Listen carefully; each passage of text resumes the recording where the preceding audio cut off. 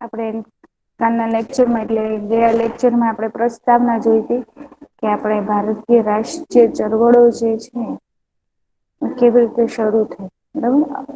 પ્રસ્તાવનામાં જોયું તો બ્રિટિશરોએ East India company દ્વારા જે ભારત પર શાસન કરતા હતા એ શોષણ બરાબર એ ભારતીયોને દરેક ભારતીયોને પછી એ વેપારી હોય ખેડૂતો હોય કે આમાં જનતા હોય કે પછી વેપારીઓ હોય એ બધાનું શોષણ થતું હતું અને ભારતના ભોગે એ લોકો પોતાના દેશ અમેરિકાને સમૃદ્ધ કરતા હતા બરાબર એટલે અન્યાયી નીતિ વાપરતા હતા. ઈસ્ટ ઇન્ડિયા કંપની દ્વારા ભારત પર જે શાસન હતું એનાથી ભારતીયોનું શોષણ થતું હતું. હવે પહેલું સ્વતંત્ર સંગ્રામ 1857માં થયો. 1757 થી 1857 100 વર્ષનો સમયગાળો બરાબર 1757 થી શાસનમાં પગ પેસારો કર્યો અંગ્રેજો અને 1857 સુધી એને જુદી જુદી નીતિઓ દ્વારા જ ભારતીયો નું શોષણ કર્યું ભારતીય પ્રજાનું શોષણ કર્યું અને ભારત જે છે 1857 ના સમયે એકદમ જે છે પાયમાલ થઈ ગયો છે એની સ્થિતિ ભારતની બહુ ખરાબ હતી. બરાબર એના જે નિયમો હતા ને નિયમો કેવા હોય શાસક દ્વારા જો નિયમ લાદવામાં આવે ને કોઈ રૂલ્સ લાદવામાં આવે ને તો એ પ્રજાના હિતમાં હોય. કોઈ જ્ઞાતિના હિતમાં હોય કે કોઈ ક્ષેત્ર ઉદ્યોગી ક્ષેત્ર હોય કે કોઈ મજૂર ને લગતું હોય તો એને ગમે એક ક્ષેત્રમાં એને ફાયદો કરતો હોય. પરંતુ જો ઈસ્ટ ઇન્ડિયા કંપની જે રૂલ્સ બનાવતી હતી એ બધા જ ભારતીયોને જે છે શોષણ થતું હતું એ થોપી દેતી હતી કે આમ કરવાનું જ છે એમાં તમને ફાવે કે ન ફાવે તમારે આમ જ કરવાનું છે. ને આજ રૂલ્સ છે ને આજ ફોલો કરવાનું છે જો ન કરવામાં આવે તો એમને જેલમાં નાખી દેવામાં આવતા બરાબર ને એટલે 1857માં એવું શું કરવામાં આવે તો 1857 નો જે સંગ્રામ થયો ને એનું તાત્કાલિક કારણ ગણીએ ને તો લશ્કરી દળમાં એટલે કે સૈન્યમાં એનફિલ્ડ રાઈફલ જે છે દાખલ કરવામાં આવે બરાબર અને એ એનફિલ્ડ રાઈફલોથી એ સામાન્ય રાઈફલો નહોતી બરાબર ને તો એને જે છે મોઢેથી એનું ઢાંકણ ખોલવામાં આવતું અને ખોલવું પડતું અને એ જે ઢાંકણું હતું એ ચામડાનું બનેલું હતું. એ પશુઓના ચામડા એટલે ગાય અને પીગના સુવરના ચામડા માંથી બનાવવામાં આવતું. સૈન્યમાં જે છે કોઈને આ મંજૂર નહોતો પરંતુ અંગ્રેજ અધિકારીઓ એ રાયફલને લશ્કરમાં જે છે કમ્પલસરી દાખલ કરી બરાબર જેનો બધા જ સૈનિકો એ વિરોધ કર્યો અને ત્યારથી જે છે 1857ની સંગ્રામની શરૂઆત થઈ. તો 1857 નો સંગ્રામ થયો એનો તાત્કાલિક જે છે કારણ એનફિલ્ડ રાઈફલને લશ્કરમાં દાખલ કરવાની નીતિ એ છે બરાબર ત્યારથી જ જે છે 1857 નો સંગ્રામ શરૂ થયો. હવે 1857 નો જે સંગ્રામ હતો એ સંગ્રામમાં જે એને વિરોધ કર્યો એમાં પ્રથમ શહીદ મંગલ પાંડે હતા જો એમસીક્યુ ખાલી જગ્યામાં પૂછાય છે કે 1857ના પ્રથમ શહીદ કોણ હતા તો 1857 નો જે સંગ્રામ થયો એના પ્રથમ શહીદ હતા મંગલ પાંડે.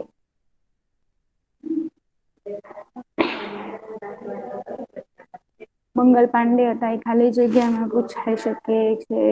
એમસીક્યુમાં પૂછાઈ શકે છે કે 1857ના સંગ્રામના પ્રથમ શહીદ કોણ હતા મંગલ પાંડે. આ સંગ્રામમાં નાના સાહેબ તાત્યા ટોપે પછી રાજા કુંવરસિંહ રાણી લક્ષ્મીબાઈ બહાદુર શાહ ઝફર વગેરે સંગ્રામમાં જે સંગ્રામકારીઓ સામેલ હતા. તો કોણ કોણ જોડાયું હતું? 1857 ના સંગ્રામમાં કોણ કોણ જોડાયું હતું? તો 1857 ના સંગ્રામમાં ડિટેલમાં આપણે જોઈએ તો જગદીશપુર ના રાજા કોણ છે? જે કુંવરશી અંદર દેખાય છે ને એ જગદીશપુર ના રાજા હતા. કાનપુર ના પેશવા નાના સાહેબ, નાના સાહેબ હતા એ કાનપુર ના પેશવા હતા. પછી તાત્યા ટોપે ઝાંસીની રાણી લક્ષ્મીબાઈ, બહાદુર ખાન, મુગલ બાદશાહ બહાદુર શાહ, અવધની જે બેગમ, અવધના નવાબની બેગમ હઝરત મહલ, એ બધા એ આ જે સ્વતંત્ર સંગ્રામમાં જોડાય અને મહત્વનો ભાગ ભજવ્યો છે. તો 1857 ના સ્વતંત્ર સંગ્રામમાં કોણ કોણ હતું? તો નાના સાહેબ તાત્યા ટોપે, કુંવરસિંહ રાણી લક્ષ્મીબાઈ, બહાદુર ઝફર અને અવધના નવાબની બેગમ હઝરત મહલ વગેરે જે છે 1857 ના સંગ્રામમાં જે છે મહત્વનો ભાગ ભજવ્યો છે.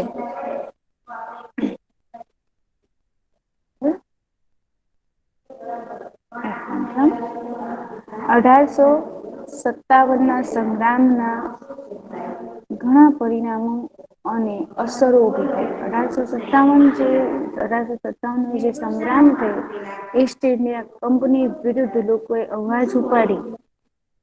બરાબર, તો એની ઘણી બધી અસરો ઉભી થઈ. અને એના પરિણામ પણ આવ્યા. બરાબર, તો અહીંયા આગળ જેમાં ભારતમાં કંપની શાસન નો અંત આવ્યો. જો 1857 નો જે સ્વતંત્ર સંગ્રામ થયો ને એનું પરિણામ શું આવ્યું? તો એનું પરિણામ એ આવ્યું કે ભારતમાંથી ઈસ્ટ ઇન્ડિયા કંપનીનું જે શાસન હતું ને એ ઉઠી ગયું. 1857 પછી ભારત પર ઈસ્ટ ઇન્ડિયા કંપનીનું શાસન ન રહ્યું. પરંતુ હવે કયું શાસન ચાલ્યું? તો બ્રિટિશરોનું શાસન. જેને બ્રિટિશ તાજ કહેવામાં આવે છે. બ્રિટિશ તાજ કહેવામાં આવે છે કે 1857 ના સંગ્રામના અંતે ભારતમાંથી કંપની શાસન એટલે ઈસ્ટ ઇન્ડિયા કંપનીનું શાસન જે હતું એનું અંત આવ્યું. અને ભારતમાં બ્રિટિશ તાજ એટલે બ્રિટિશ સરકારનું શાસન સ્થપાયું. બ્રિટિશ શાસનનું બ્રિટિશ સરકારનું શાસન સ્થપાયું. બરાબર, તો ભારતમાંથી ઈસ્ટ ઇન્ડિયા કંપની એટલે કંપની શાસન ક્યારે દૂર થયું? તો 1857 પછી ભારત પરથી બ્રિટિશ સત્તાનું અંત આવ્યું. અને 1857 ના સંગ્રામ પછી ભારત પર કોણ શાસન કરવા લાગ્યું? તો બ્રિટિશ સરકાર. બરાબર, બ્રિટિશ તાજના શાસનની શરૂઆત રાણી વિક્ટોરિયાનો ઢંઢેરો. રાણી વિક્ટોરિયા એટલે બ્રિટિશ તાજના શાસનની શરૂઆત. એટલે અહીં આગળ ભારતમાં હવે ઈસ્ટ ઇન્ડિયા કંપની નું શાસન નાબૂદ થઈ ગયું, દૂર થઈ ગયું. તો જે પણ અંગ્રેજો હતા જ હવે જે છે બ્રિટિશમાં જે રાણી લક્ષ્મીબાઈ સોરી રાણી વિક્ટોરિયા જે હતા ત્યાંના રાણી ઇંગ્લેન્ડ તો એને જે છે શું કર્યું એની સત્તા ભારત પર ચલાવી જેને આપણે શું કહીએ છીએ બ્રિટિશ સરકાર શાસન શરૂ થયું ભારતમાં અને બ્રિટિશ તાજ પણ ના નામથી પણ ઓળખાય છે. વહીવટી લશ્કરી સામાજિક ધાર્મિક નીતિમાં બદલાવ વગેરે નો સમાવેશ કરી શકાય. બરાબર એના શાસન પછી શું થયું તો ઈસ્ટ ઇન્ડિયા કંપની નું કંટ્રોલ જે ભારત પરથી દૂર થઈ 1857 ના સંગ્રામ પછી અને બ્રિટિશ સરકારની શાસનની શરૂઆત થઈ, તો એમાં પરિવર્તન શું આવ્યું ભારતમાં? તો વહીવટી જે તંત્ર હતું ભારતનું એમાં બદલાવ આવ્યા, લશ્કરમાં બદલાવ આવ્યા, સામાજિક ધાર્મિક નીતિઓમાં બદલાવ આવ્યા. બરાબર. 1857 નો સંગ્રામ નિષ્ફળ જવા માટે નિર્ધારિત સમય કરતા વહેલું શરૂઆત. જો 1857 નો જે સંગ્રામ હતો એ નિષ્ફળ ગયો.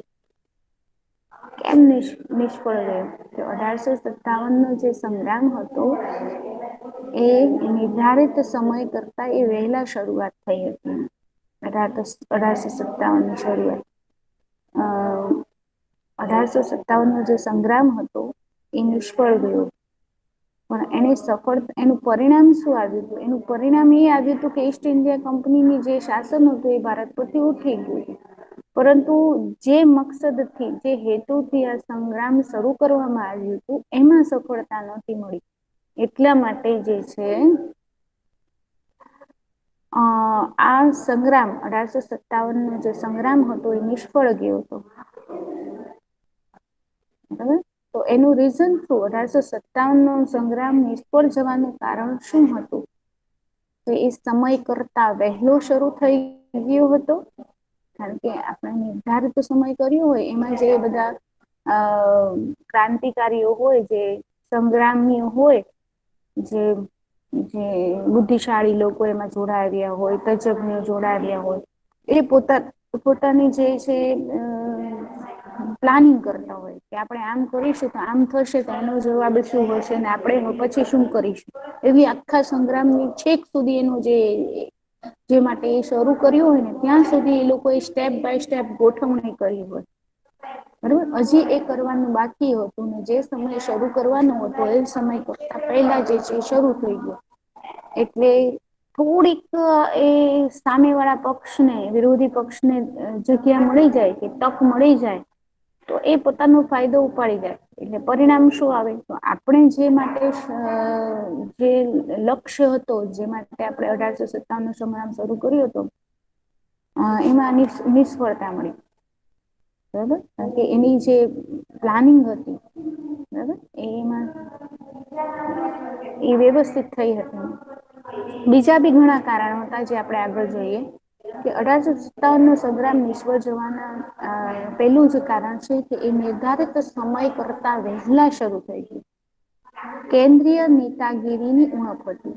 જે કેન્દ્રીય નેતાગીરી જે હોય, જે આખા નેતૃત્વ જે છે સંગ્રામનું નેતૃત્વ પોતાના ચીરે લે અને કેન્દ્રમાં રહીને, એટલે કે બધા પક્ષનું જે વિચાર કરે એનો અભાવ. અપૂરતા અને પછાત શસ્ત્રો હતા. એની પાસે જે હથિયારો હતા એ અપૂરતા હતા એટલે ઓછા હતા, અને પછાત હતા એટલે જૂના પુરાણા હતા. એની પાસે જે શસ્ત્રો હતા એ ઓછા હતા અને જૂના પુરાણા હતા. એની સામેના પક્ષ પાસે આધુનિક હથિયારો હતા અને ઘણા બધા હતા. બરાબર. સંગ્રામકારીઓમાં રાષ્ટ્રીય ભાવના કરતા પોતાના અંગત સ્વાર્થને પ્રાધાન્ય હતું. કે જો જે સંગ્રામકારીઓ હતા એમાં મેં નામ દીધા તમને કે જગદીશ પુરના જે કુંવરસિંહ હતા, પછી કાનપુર ના પેશવા નાના સાહેબ હતા, તાત્યા ટોપે હતા, ઝાંસીની રાણી લક્ષ્મીબાઈ હતી, બહાદુર જફર હતો, મુગલ બાદશાહ હતો, હવે અવધ નો નવાબ હતો. તો આ બધા જ જે છે રાજાઓ હતા જ્યાં સંગ્રામમાં જોડાયેલા. હવે જોઈએ ને તો આ જે કાનપુર ના પેશવા હતા એને પણ ઈસ્ટ ઇન્ડિયા કંપની તરફથી શોષણ કરવામાં આવ્યું હતું. એ પણ એ બદલો લેવા માંગતો હતો. એનો પ્રશ્ન કઈ અલગ જ હતો. બરાબર. ઝાંસીની રાણી હતી એનું રાજ્ય ખાલસા કરવામાં આવ્યું હતું. એ પણ બદલો લેવા માંગતી હતી. એનો મકસદ કઈ ઓર હતો. બરાબર. બહાદુર ખાન જે હતા એમનો પોઈન્ટ કઈ ઓર હતો. એના રાજ્યને લગતો હતો. એના પર વધારે ફોકસ કરતા હતા. બહાદુર શાહ મુગલ બાદશાહ હતા, એનો પોઈન્ટ કોઈ ઓર હતો.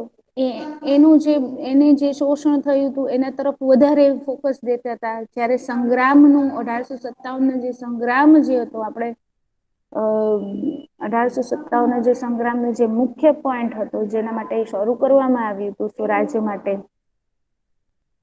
દેશ ભાવના માટે, દેશ રાજ માટે, બરાબર. તો એના પર ઓછો ફોકસ દેવાયો અને આ બધા એ પોતપોતાના પોઈન્ટ પર વધારે ફોકસ દીધો અને જે 1857 નો સંગ્રામ જા માટે શરૂ કર્યો હતો, બરાબર, એના પર વધારે ધ્યાન અપાયું નહી. માટે આ સ્વતંત્ર સંગ્રામ જે હતો 1857 નો એ નિષ્ફળ ગયો. બરાબર. તો એમ પૂછે કે 1857 ના સંગ્રામ નિષ્ફળ જવાના કયા કયા કારણો હતા? તો એમાં પહેલું જ કારણ આવે કે એમાં સમય કરતા વહેલી શરૂઆત થઈ. 1857 ના સંગ્રામની શરૂઆત સમય કરતા જે નિર્ધારિત સમય કર્યો હતો એના પહેલા શરૂ થાય છે. એટલા માટે જે સામે પક્ષ વાળા હતા એ જાગૃત થઈ ગયા. પછી કેન્દ્રીય નેતાગીરીની ઉણપ હતી અને જે ત્રીજું પોઈન્ટ કે જે સ્વતંત્ર સંગ્રામ જે સંગ્રામકારીઓ હતા, જે મેં તમને નામ લીધા હમણાં, એ સંગ્રામકારીઓ એ શું કર્યું હતું? એના પોતપોતાના અંગત સ્વાર્થ અને પ્રાધાન્ય આપ્યું એ લોકોએ. બરાબર. પોતપોતાના જે અંગત સ્વાર્થ હતા એના પર વધારે પ્રાધાન્ય આપ્યું અને 1857 નો જે સંગ્રામ જે માટે શરૂ કર્યો હતો એને વધારે પ્રાધાન્ય આપ્યું નહીં. માટે 1857 નો સંગ્રામ જે હતો એ નિષ્ફળ ગયો. પછી યોગ્ય અને સંગઠિત નેતૃત્વનો અભાવ. જે નેતાગીરી સોંપવામાં આવી હતી, જે નેતા હતા જેને પણ કામગીરી સોંપવા એની નેતૃત્વનો અભાવ હતો. જો કોઈ પણ સંગ્રામ હોય, કોઈ પણ પક્ષના નેતા મજબૂત ને તો એ જે પક્ષ હોય ને એ સફળ જ થાય. બરોબર. એ પક્ષને સફળતા મળે જ છે. એવી જ રીતે 1857 નો જે સંગ્રામ શરૂ કરવામાં આવ્યો અને એનો જે નેતા હતો એને નેતા એ યોગ્ય અને સંગઠિત નેતૃત્વનો અભાવ હતો. એને વ્યવસ્થિત નેતાગીરી કરી હતી નહીં. વગેરે જેવા કારણોને લીધે 1857 નો જે સંગ્રામ હતો એ નિષ્ફળ ગયો. જેનો વિસ્તૃત અભ્યાસ તમે અગાઉના ધોરણમાં કરી ગયા છો. બરાબર. 8મા ધોરણમાં. બરાબર. 1857 નો સંગ્રામ જે છે શા માટે નિષ્ફળ ગયો? હવે આવે છે 1857 નો સંગ્રામ જે છે એ નિષ્ફળ ગયો. એના પછી શું આવે છે? તો બહિષ્કાર અને સ્વદેશ બહિષ્કાર કોનો? તો વિદેશમાંથી આવતી ચીજ વસ્તુઓ. ઈસ્ટ ઇન્ડિયા કંપની એ શું કર્યું હતું? તો ઈસ્ટ ઇન્ડિયા કંપની એ જે છે ભારતીયોનું શોષણ કર્યું હતું ને એના પરિણામે જે છે ખેડૂતો જમીન વિહોણા થયા હતા. વેપારીઓ બેકાર બન્યા હતા. ગૃહ ઉદ્યોગો, નાના ઉદ્યોગો જે હતા તે કારીગર વર્ગ હતું એ બધા જ જે છે બેકાર બન્યા હતા. ગૃહ ઉદ્યોગો, લઘુ ઉદ્યોગો જે હતા એ બધા પડી ભાંગ્યા હતા. બરાબર છે. એટલે બેકારીની સમસ્યા ઉભી થઈ હતી ભારતમાં. પરિણામ શું આવ્યું? ભારતના ભોગે જે છે ઇંગ્લેન્ડ જે છે સમૃદ્ધ થતું હતું. ભારતમાં ગરીબી, બેકારી જેવી સમસ્યા વધતી જતી. જે ટોચના સ્થાને વેપારી દ્રષ્ટિએ ભારત આવતું હતું હવે એ કંગાળ થવા લાગ્યું છે. બરાબર. તો લોકોમાં જાગૃતિ આવી કે આ તો આપણી પાસે મજૂરી કરાવે છે. આપણને ચાબુક મારી મારીને આપણી પાસે કામ કરાવે છે. જેલમાં પૂરે છે આપણને. વેરા વસૂલ કરે છે, ટેક્સ નાખે છે, જુદા જુદા કર નાખે છે, મહેસૂલ વસૂલ કરે છે આપણી પાસેથી. અને આપણી પાસેથી જ કાચો માલ લઈ અને પોતાના દેશમાં તૈયાર કરી અને આપણા જ દેશમાં આવીને વેચે છે. આપણા દેશના લોકો એને ખરીદે છે પણ. એટલે બધી જ રીતે આપણે તો અહીંથી બરબાદ જ છે. બરાબર અહીંયા આપણને પૈસા કમાવાનો કે આપણને આવકનો કોઈ ચાન્સ મળતો જ નથી.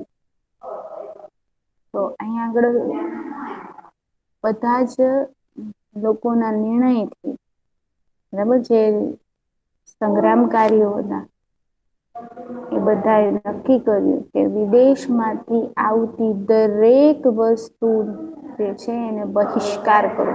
બહિષ્કાર કરવો એટલે એને ત્યાગવું. અને હવે પછીથી કોઈએ વિદેશથી આવતો માલ સામાન પછી કપડું હોય, સિગરેટ હોય, ચપ્પલ હોય, કોફી હોય, કોઈ પણ વસ્તુ હોય એ ખરીદવી નહી. બરાબર અને એ બહિષ્કાર આંદોલન શરૂ થયું અને એ સંગ્રામકારીઓ એ કહ્યું કે આપણે આપણા દેશમાં બનતી વસ્તુ ભલે મોંઘી હોય આપણે આપણા દેશમાં બનતી વસ્તુ જેને સ્વદેશી વસ્તુ કહેવાય એનો જ ઉપયોગ કરવો. બરાબર તો આવા વિચારો જયારે લોકોમાં જાગૃત થયા અને લોકોએ વિદેશી વસ્તુનો ત્યાગ કર્યો. બરાબર તો ત્યારથી તો ત્યારે બહિષ્કાર અને સ્વદેશી ચળવળ શરૂ થઈ. તો એમાં શું કર્યું લોકોએ પોતાના ઘરમાં જે કબાટમાં પણ હતા ને વિદેશી કપડા જે પેલા લીધા હતા એ બધા જ ચોકમાં લાવીને મૂકી દીધા અને એની હોળી કરી. અને એ લોકોએ પછી પ્રતિજ્ઞા કરી હતી કે અમે ઈંગ્લેન્ડ માંથી આવતી વિદેશમાંથી આવતી કોઈ પણ વસ્તુ ખરીદીશું નહી. અમે અમારા દેશમાં બનતી જ વસ્તુ એટલે અમારી સ્વદેશી વસ્તુ જ ખરીદીશું અને અમારા દેશના જે વેપારીઓ છે, ગૃહ ઉદ્યોગો છે, હુનર ઉદ્યોગો છે એને ફરીથી ઉભા કરીશું. બરાબર અહીં આગળ આ બહિષ્કાર અને સ્વદેશી ચળવળ શરૂ થઈ. ભારતની રાષ્ટ્રીય ચળવળોમાં એ એક મહત્વનો બનાવ હતો.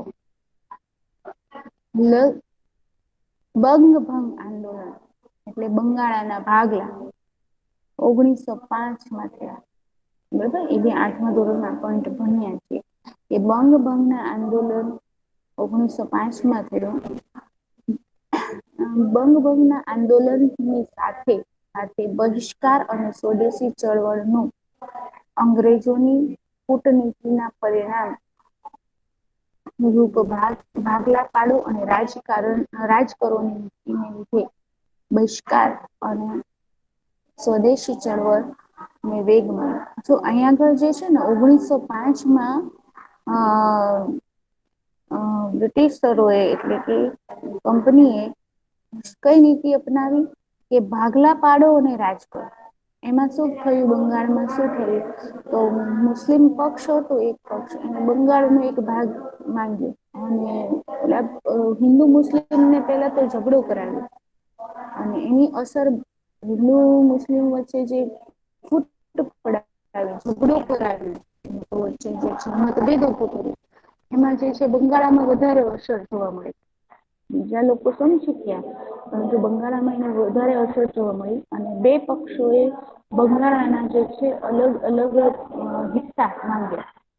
પૂર્વ અને પશ્ચિમ બંગાળ તો એના બે ભાગ થયા બંગાળના જેને બંગ ભંગ એના પછી બંગ ભંગ આંદોલન શરૂ થયું. બરાબર અને બંગાળના ભાગલા 1905માં હિન્દુ મુસ્લિમમાં જે ઝઘડો થયો એ કઈ નીતિને લીધે થયો તો ભાઈ ભાગલા પાડો અને રાજ કરો. હિન્દુ મુસ્લિમ વચ્ચે કોઈ પણ ધર્મના બે પક્ષો વચ્ચે ઝઘડો કરાવ્યો. જે વિસ્તારમાં એ લોકો રહેતા હોય ત્યાં આગળ જે છે એ લોકો એજ રાજ્યમાં અલગ અલગ વિસ્તારોની માંગણી કરે. બરોબર પછી કોઈ બી ધર્મ તો બંગાળામાં જે છે હિન્દુ મુસ્લિમ વચ્ચે શું થયું ભાઈ તમને પૂર્વ બાજુ ન આપી દઉં ને પશ્ચિમ બાજુ ન આપી ભાગલા પાડો અને રાજકારો નીતિ દ્વારા બંગાળના ભાગલા પડ્યા પછી એક પણ થઈ ગયો બરોબર પરંતુ અહીંયા આગળ 1905માં બંગાળના ભાગલા થયા કઈ નીતિને લીધે ભાગલા પાડો અને રાજ કરો. પછી શું થયું તો પછી એના પછી જે એની સાથે સાથે ભાગલા પાડો અને રાજ કરવાની નીતિ અપનાવી બધાને ખ્યાલ આવ્યું કે આ તો આપણા ભાઈઓને જ અહિયાં લડાવે છે. ભારતમાં વર્ષોથી હિન્દુ મુસ્લિમ બધા જ પ્રજા હળી મળીને રહે છે, એકબીજાનો સપોર્ટ કરે છે, એકબીજાના તહેવારોમાં જાય છે, એકબીજાના પ્રસંગમાં જાય છે, અને એ શાંતિથી હળી મળીને રહેતી પ્રજાને આ તો ઝઘડો કરાવે છે. લોકોને એ ખબર પડી. એ પછી શું થયું? પછી હિન્દુ મુસ્લિમોએ એકબીજાના હાથમાં જે છે રાખડી બાંધીને એકતા પ્રગટ કરી કે અમે બધા એક છીએ, ભલે તમે જે કરો એ, અમે બધા તો પહેલેથી એક જ છીએ. નાના મોટા ઝઘડા તો બધામાં થાય, અને એ ઝઘડા પણ કોને લીધે થયા હતા? જે અંગ્રેજોની કૂટનીતિ એ લોકો એને અલગ કરવા હતા, આંદોલન લડાવવા હતા. અને આ જે લોકો હતા એકબીજાના હાથ પર રાખડી બાંધી ભાઈચારો પછી બંગાળ પડ્યા હતા. દૂધ કરી એક જ થઈ જાય, તો એના જે ભાગલા સાથે આવી કે આ લોકો રહ્યા છે, આપણને ઝઘડો પાડી રહ્યા છે, ભાઈ ભાઈ નો દુશ્મન થઈ ગયો છે. પેલા જે એકબીજાની મદદ થઈ ગયા છે, તો આ શા માટે છે? તો આ વેપાર જે છે અને આપણા પાસેથી જે કમાય છે, તો આપણે એ લોકોનું જે અહીંયા આગળ છે જે કારણથી એને જ નાબૂદ કરો ને. એ લોકોનો ધંધો, એ લોકોનો વ્યવસાય જ બંધ કરી દો ને, એ લોકો અહીંયા ટકે જ નહીં. તો એના માટે પહેલું શું હતું? પહેલો જ સ્ટેપ શું હતું? યોગ નહીં કરવાનો, એટલે કે એનો બહિષ્કાર કરવાનો. બરાબર, એનો બહિષ્કાર થશે, એની વસ્તુ ભારતના બજારમાં વેચાશે જ નહીં. કેને ન થશે, નુકસાન તો પરિવાર એ બધા વેચવા આવશે જ નહીં. બરાબર, અને પોતાના દેશમાં બનતી વસ્તુનો ઉપયોગ કરો, એટલે કે સ્વદેશી વસ્તુનો ઉપયોગ કરો, જેથી આપણા દેશમાં જે ગરીબી, બેકારી થઈ છે, એ ફરીથી જે છે એ વેપાર ઉદ્યોગો શરૂ થઈ જાય. સ્વદેશી વસ્તુથી બજાર જે છે ભરાઈ જાય. લોકોને એવી દરખાસ્તો કરવામાં આવે કે ભાઈ તમે વિદેશી વસ્તુઓ નો ઉપયોગ ન કરો, ને પરિણામ એ આવ્યું કે બધા ભારતીયો એ શું કર્યું? ઠેર ઠેર રાજ્યમાં આ વિદેશી એની હોળી સળગાવવામાં આવે. એનાથી અંગ્રેજ સરકારને જે છે, બ્રિટિશ સરકારને બહુ મોટો ઝટકો લાગ્યો. બરાબર, એના પછી એને જે છે આગળ દમન નીતિ અપનાવી. બરાબર, તો અહીંયા આગળ જે છે બહિષ્કાર અને સ્વદેશી ચળવળ. બ્રિટિશ શાસન સમયે બંગાળ એ સૌથી મોટો પ્રાંત હતો. બ્રિટિશ શાસન સમયે જે બંગાળ હતો એ સૌથી મોટો પ્રાંત હતો, જેમાં આજના બંગાળ, બિહાર, ઓડિશાનો સમાવેશ થતો હતો. જે આજે ઓડિશા, બિહાર જે અલગ છે ને, એ બંગાળમાં જ પેલા એનો સમાવેશ થતો હતો. બહુ જ મોટો પ્રાંત હતો. ભારતના બીજા પ્રદેશો કરતા બંગાળ રાષ્ટ્રીય ચેતનાનું કેન્દ્ર હતું. એ બીજા પ્રદેશોની સરખામણીમાં જે બંગાળ હતું ને, એ રાષ્ટ્રીય ચેતનાનું જે છે કેન્દ્ર હતું. લોકો જે છે બધા બહુ જ જે છે ત્યાંના લોકો જે હતા બહુ એક્ટિવ હતા. લોકોને વધારે સમજમાં આવતું હતું અંગ્રેજોની નીતિને, તો બહુ ચેતનાશીલ હતું. રાષ્ટ્રીય ચળવળનો વેગ અને વિચાર બંગાળમાંથી જ મળતો હતો. બ્રિટિશ સરકાર હતી, અંગ્રેજો હતા, એને ખબર પડી ગઈ હતી કે જે આ બંગાળમાંથી જ બધું ઉદ્ભવે છે. દેશ પ્રેમ અને જાગૃતિ, ચળવળોને અહીંથી જ નીકળે. તો પછી પેલા આને જ તોડી નાખો ને, તો અહીંયા આગળથી કઈ ઉદ્ભવે જ નહી, બીજા લોકો જાગે જ નહીં. કારણ કે બંગાળના લોકો વધારે ચેતનાશીલ હતા, એટલે વધારે જાગ્રત હતા. એ એક અંગ્રેજ જે સરકાર હતી, બ્રિટિશ સરકાર જે હતી, એના એક એક્શન શા માટે એ લોકોએ આ ઉપાડ્યું છે, એને તરત ખ્યાલ આવી જતો ત્યાંના લોકો બહુ ચેતનાશીલ હતા, જાગ્રત હતા. તો અહીંયા આગળ જે છે એ લોકોએ એ જ બંગાળ પર શું કર્યું, એટેક કર્યું, આક્રમણ કર્યું, અને એમાં રહેતી પ્રજાને ઝઘડાવ્યા અને એને ભાગલા પડાવ્યા. બરાબર. રાષ્ટ્રીય ચળવળનો વેગ અને વિચાર બંગાળમાંથી જ મળી આવે છે. વળી 1857 ના સંગ્રામમાં હિન્દુ અને મુસલમાન એક સાથે અંગ્રેજ સામે લડ્યા હતા. જો 1857 નો જે સંગ્રામ હતો ને રાષ્ટ્રવાદ નો જે ઉદ્દેશ હતો, તો એનું જે 1857 નો જે સંગ્રામમાં હિન્દુ મુસ્લિમ બંને સાથે મળીને અંગ્રેજોનો વિરોધ કર્યો હતો. તેથી ભાગલા પાડો અને રાજ કરોની નીતિ અમલમાં મૂકી અંગ્રેજોએ. બરાબર. એટલે દરેક લોકોમાં એક લાલચ તો હોય જ, ભલે એ પોતાના દેશ માટે ઓલું કરતા હોય, પણ એક લાલચ તો હોય જે અંગ્રેજો બધાને લાલચ આપતા હતા.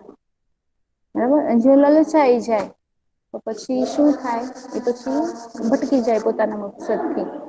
બરાબર. અહીંયા આગળ શું કર્યું, 1857 ના સંગ્રામ પછી હિન્દુ મુસ્લિમની એકતા જોઈ તો હિન્દુ મુસ્લિમને લડાવવા માટે અંગ્રેજોએ કયું નીતિ અપનાવી, તો ભાઈ ભાગલા પાડો અને રાજ કરો.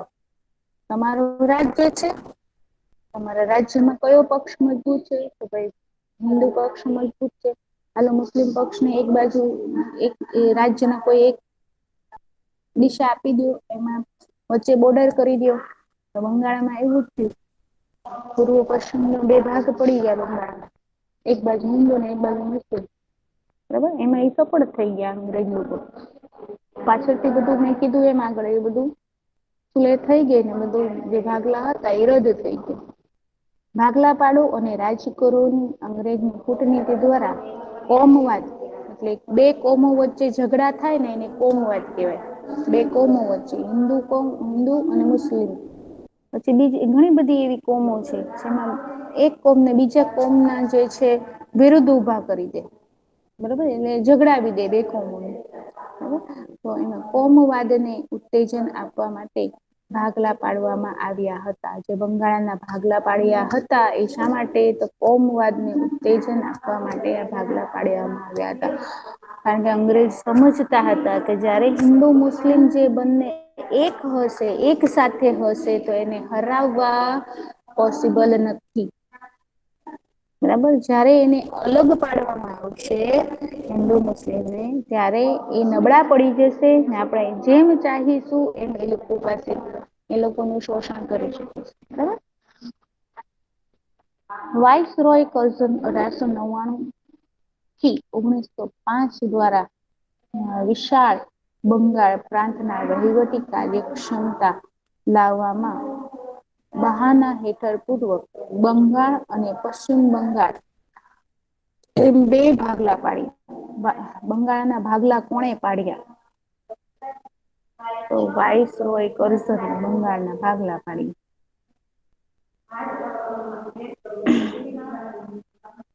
વિશાળ બંગાળ પ્રાંત પૂર્વ બંગાળ અને પશ્ચિમ બંગાળ. બરાબર. એવી રીતે બે ભાગલા પાડવામાં આવે. બરાબર.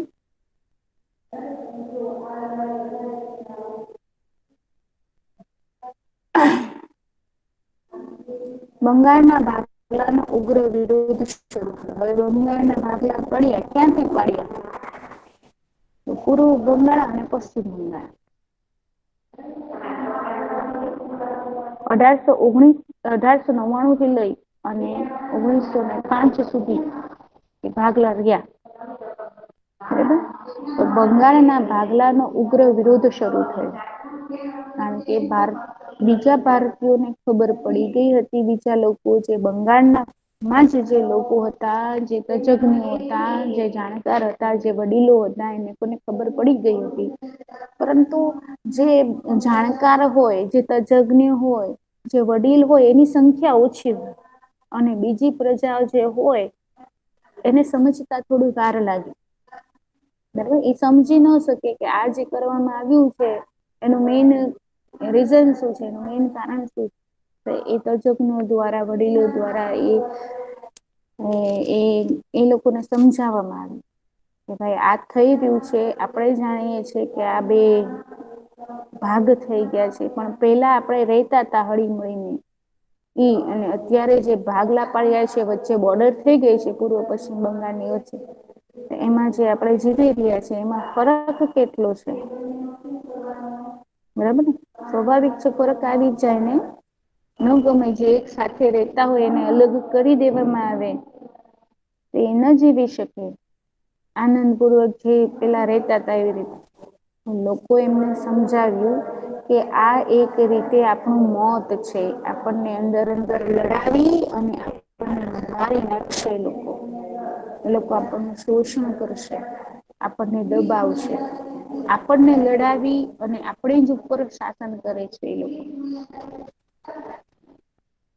તો લોકો એ બંગાળના લોકોને સમજાવ્યું અને એ રીતે જે બંગાળના જે ભાગલા પાડ્યા હતા બરાબર ભાગલા પડી ગયા પૂર્વ અને પશ્ચિમ બંગાળ વચ્ચે બોર્ડર દિવાલ ઉભી થઈ ગઈ બરાબર હવે કોઈ આ બાજુ થી આ બાજુ ન જઈ શકે બરાબર એનો વિરોધ હવે શરૂ થયો બંગાળના ભાગલાનો ઉગ્ર વિરોધ શરૂ થયો જયારે લોકોને આ વસ્તુ સમજાવી કે આ ભાગલા પાડોને રાજકારણ નીતિ શેનું કારણ છે 1857 નું જે સંગ્રામ યાદ આવ્યું બરાબર તો 16 ઓક્ટોબર 1905 ના રોજ બંગાળ પ્રાંતના ભાગલાનો અમલ કરાયો તે દિવસ એક મિનિટ 16 ઓક્ટોબર 1905 ના રોજ બંગાળ પ્રાંતના ભાગલાનો અમલ કરાયો તે દિવસને સંગ્રામ તે દિવસને સમગ્ર બંગાળ પ્રાંતમાં શોક દિન તરીકે ઉજવવામાં આવે શોક દિન તરીકે કયો દિન ઉજવવામાં આવે છે તો બંગાળના ભાગલાનો અમલ કરાયો તે દિવસ એ દિવસ કયો હતો તો 16 ઓક્ટોબર 1905 તે દિવસે તમામ વિદેશી માલનો બહિષ્કાર નું આંદોલન તે દિવસે એટલે 16 ઓક્ટોબર 1905 ના રોજ તમામ વિદેશી જે માલ હતો એનો બહિષ્કાર નું આંદોલન અને સ્વદેશી માલના ઉપયોગને ઉત્તેજન આપવાનો અમલ પણ શરૂ થયો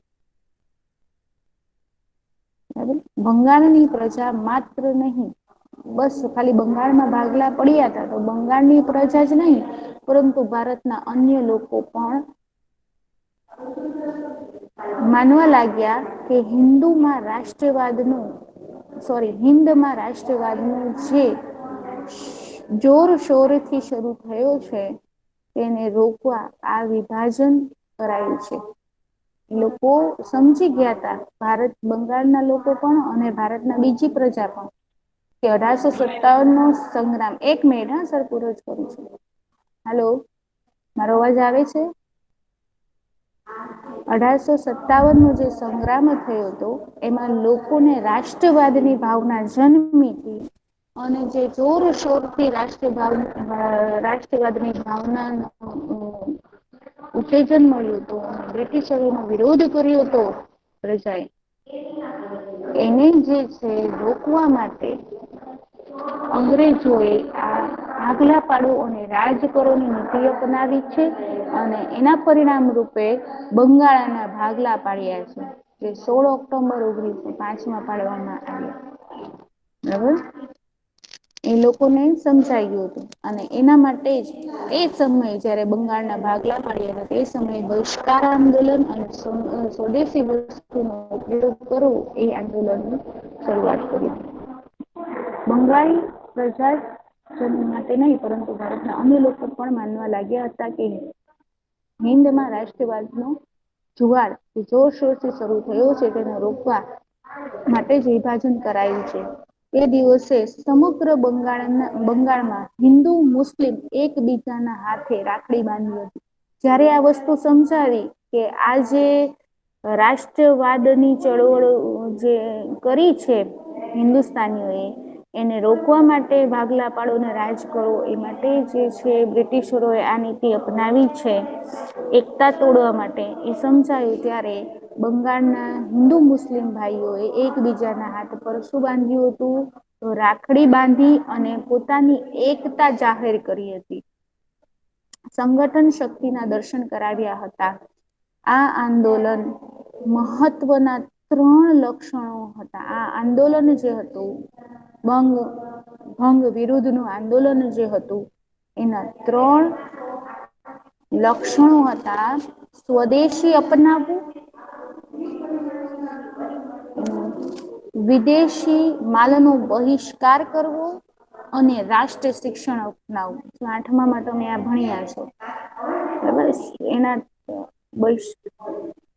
બહિષ્કાર જે આંદોલન હતું, બરાબર, એ બંગભંગ જે વિરુદ્ધના જે આંદોલન હતા એ દ્વારા એ દરમિયાન શરૂ થયા હતા.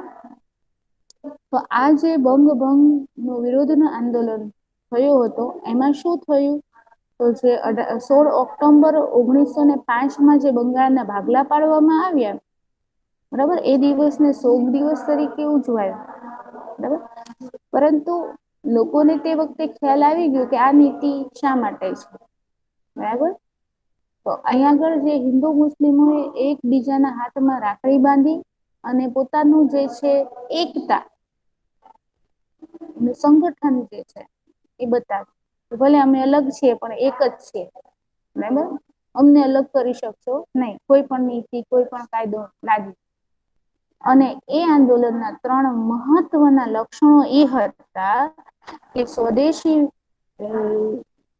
અપનાવો, એટલે કે સ્વદેશી પોતાના દેશની વસ્તુઓનો ઉપયોગ કરવો, પોતાના દેશની વસ્તુઓ જે ખરીદવી, ભારતની બનેલી વસ્તુ જ ખરીદવી. વિદેશમાંથી આવતી વસ્તુઓનો બહિષ્કાર કરવો, વિદેશી માલનો બહિષ્કાર કરવો, ન ખરીદવી. અને રાષ્ટ્રીય શિક્ષણ અપનાવો, પોતાના રાષ્ટ્રનું શિક્ષણ તે વખતે જે છે પોતાના રાષ્ટ્રનું જે શિક્ષણ હતું, જે સંસ્કૃત હતું, જે છે ઉર્દુ હતું, અરબી હતું, બરાબર, એ જે પોતાના રાષ્ટ્રનું શિક્ષણ હતું એ જ અપનાવવું. અંગ્રેજી શિક્ષણ, જે વિદેશી શિક્ષણ હતું ન દૂર કરવું. બરાબર, એ શાળાઓમાં બાળકોને ન મોકલવા. બરાબર, તો આજે આપણે આટલું રાખીએ છીએ. હવે તમારે હોમવર્કમાં શું કરવાનું છે બેટા? તો